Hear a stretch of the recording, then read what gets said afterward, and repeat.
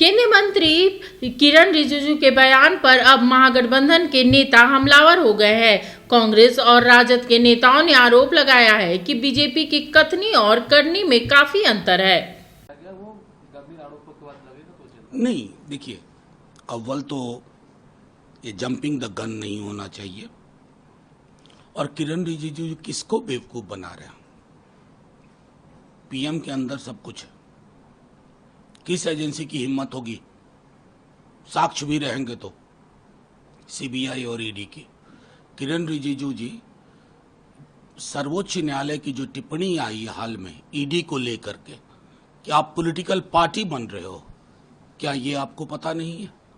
असल में आपकी मंशा है, क्योंकि आपका सिंहासन डोल रहा है। पूरे देश में आपके खिलाफ एक लहर सी बन रही है। तो एक टोटलिटेरियन रेजिम की होती है, एक चाहत होती है कि किसी भी तरह कुर्सी से चिपके रहो।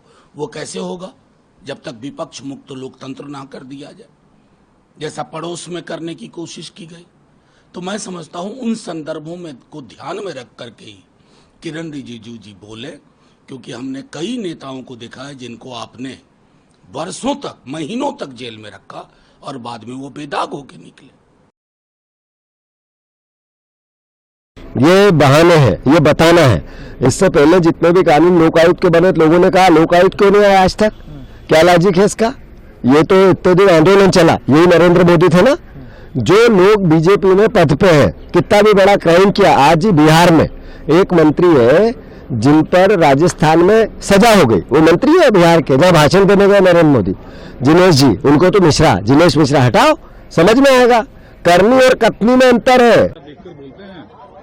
अब 1-1.5 दशक हो गया राहुल जी जब से लीडर हैं कांग्रेस पार्टी के, और चाहे कोविड का समस्या हो, सब कुछ समय से पहले सरकार को उन्होंने चेताने का काम किया है। और चाहे नोटबंदी हो, चाहे जीएसटी हो, जिन इश्यूज को राहुल गांधी जी ने उठाया वही सच साबित हुआ। बेरोजगारी की बात करते हैं, वो महंगाई की बात करते हैं, वो वोट चोरी की बात करते हैं, वो सब जनता के सामने है। और जिस तरह से आज एसआईआर के मामले पर लोगों का जिस तरह से मनोबल बढ़ाया है राहुल गांधी जी ने, और जिस तरह से बिहार की जनता ने उनका उत्साह बढ़ाने के लिए सड़क पर आई है, तो उससे साफ है कि जो कहते हैं उसके साथ सभी लोग हो गए।